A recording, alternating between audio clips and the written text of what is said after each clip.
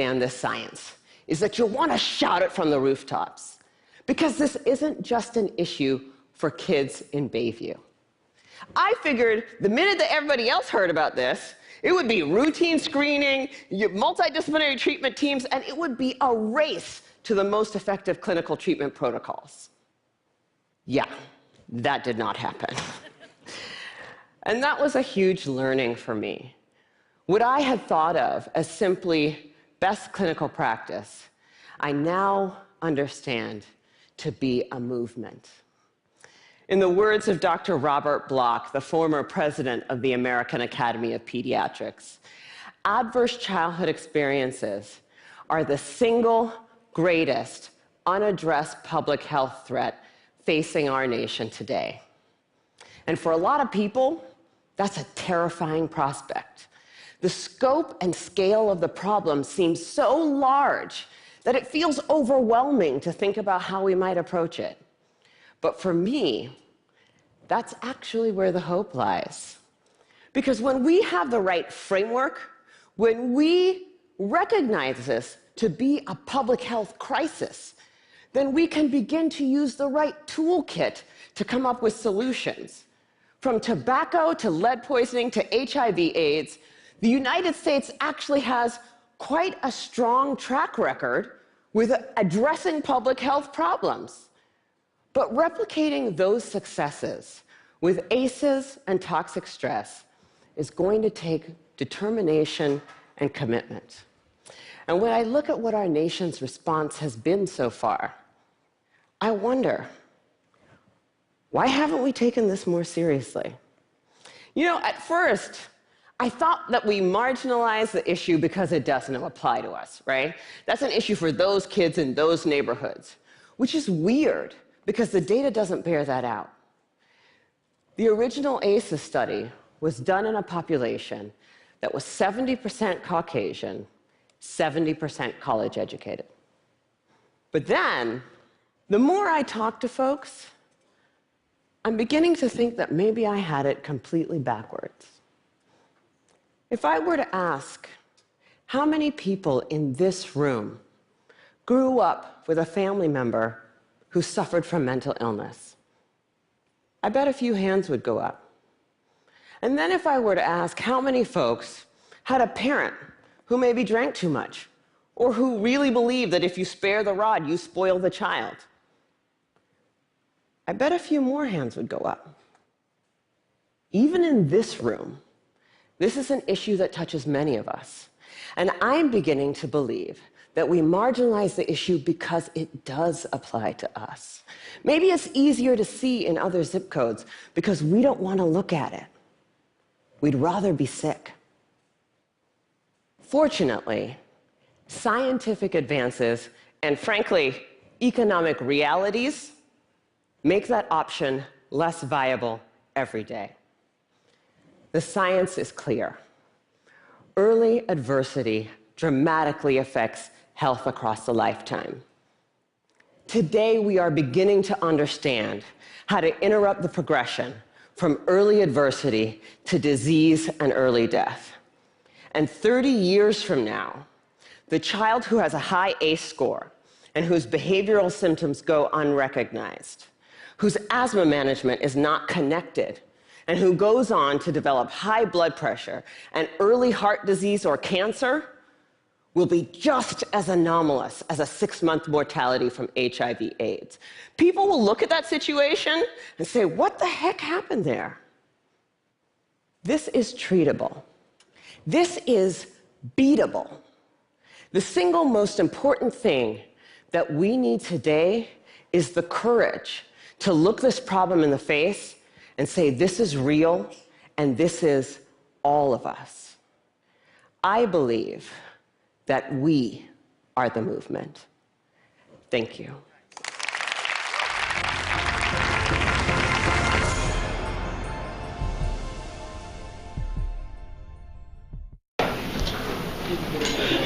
Yeah, I'm sure.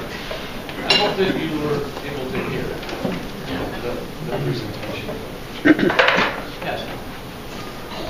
Yes. Okay. I mentioned that I was going to bring it home to Humboldt County.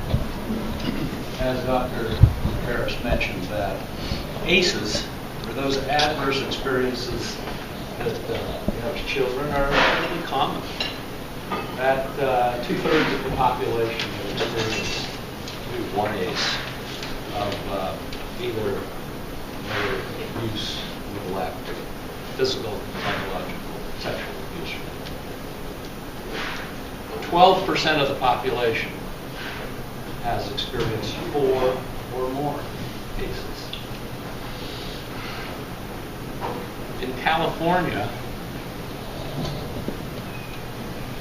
3 counties, Humboldt County, Mendocino County, and Butte County, the percentage of the population that has experienced 4 or more ACEs as children is 30%. The highest in California. When we see how these issues are manifested in children, families, when we see this in our schools, I think that we have been a little bit off the mark just prior to this information coming to the forefront. These kind of behavioral issues that we have seen in our schools over the years, many times when they are reported, then, and there are teams that try to address this, many of these children then are identified as needing special assistance or special needs, special needs populations. The percentage of special needs students with individual education plans in California schools, statewide, the percentage is a little over 10%, 10.5% of the population of our students are special needs students. The 57 out of our 58 counties, highest percentage of special needs students in the county is around 15.5, I think something like 15.5%. Humboldt County has the unfortunate moniker of being the highest percentage county of special needs students in our schools, just over 20%. 1 out of 5 children are identified as special needs.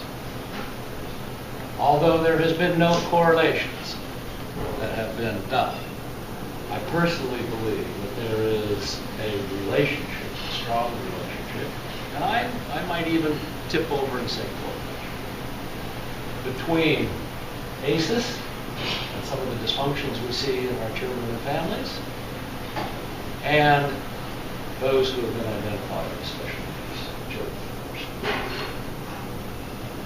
There are efforts that are underway to address this head-on with behaviorists and working with county mental health providers, with the medical community and others, to try to get a handle on this. All of us see the effects of these kinds of issues in our children, our families, and our communities. Now you might say, well, how do they even determine those ACE scores? What were the questions and things like that? I have a sheet that I'm going to leave here that summarizes Humboldt County's numbers from what the study is. And I'll have this up here that you can take. I also have a sheet with the original 10 questions that were given to determine these data. And this original work was done in the late 90s. There's been 50, 60 major research studies on this since then that have not only confirmed but have echoed a lot of the initial findings and results in trying to really say, yeah, we're going to handle this. So I encourage you, those of you who would like, to take this survey. And you can take a look at these questions and come up with your own ACE score. And I would venture to guess, I've given this little chat to probably about 7 or 8 other Rotary clubs. I've had no less than 40 Rotarians come up to me afterwards and say, that was me. That was me. And don't want to leave it with a challenge and an issue and a problem, because the antidote, a significant antidote, is a resiliency factor in where a child or where an individual has a significant adult in their life that can provide support, mentoring, and guidance, that can counter some of these negative experiences that they see in the home. That's the antidote. And many individuals, many Rotarians have shared with me, if it wasn't for so-and-so, boy, I'd have been down, yada, yada. So I encourage you to take a look at, take this survey and see what your ACE score is. And then if you have a number of those, and if you fit into the scenario, what was it in your life? What was it in your life that helped you get through those issues and to the point that you're like today? Many of the young people today, unfortunately, live in families that do not have that degree of support and encouragement, unfortunately. And we hear at times folks saying, what the heck's going on in your schools? What are all these things, the behavior issues? Schools are nothing more than a microcosm of the community at large. All of the great things that you see going on in your community, you're going to see reflected in your schools. All of the challenges and issues and problems that you have in your community will also be reflected in your schools. This is not an education issue exclusively. This is a community issue. This is all this.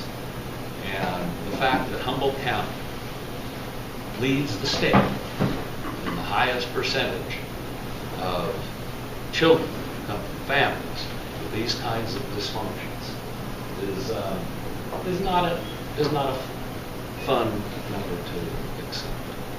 But the key is, what are we doing about it? And there are significant efforts underway to try to start to address this. So I wanted to share this with you. This is a part of our community. It is something that we can individually control our sleeves and get involved in to help. And I just thought that might be something you'd be interested in. So if you have any questions or anything, I'd be happy to try to take them. We can pass these around. Yeah. I understand how difficult it can be with funding and large organizations to create something new. But my experience with Humboldt County Schools is that an IEP and special needs means autism. If you want services, you have to shoehorn your kid into the label of autism. Whether that's the plan or not, I don't know, but that's what's happening. I think that there are issues here that are very different than the issues that are currently being addressed and called special needs. And I think you've got to find a way to, without stigmatizing kids, create another system that addresses these kind of issues along with developmental disabilities, but not put them all in the same group.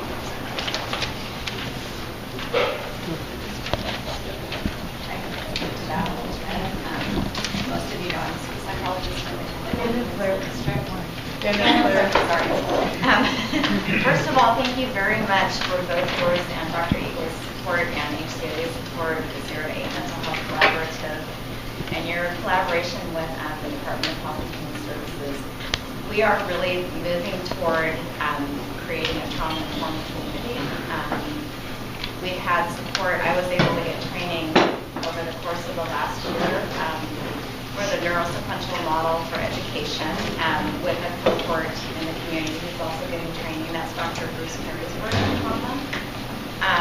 Our district just applied for a grant through the Bridges grants to give us professional development time with the teachers to be able to look at attitudes towards trauma. One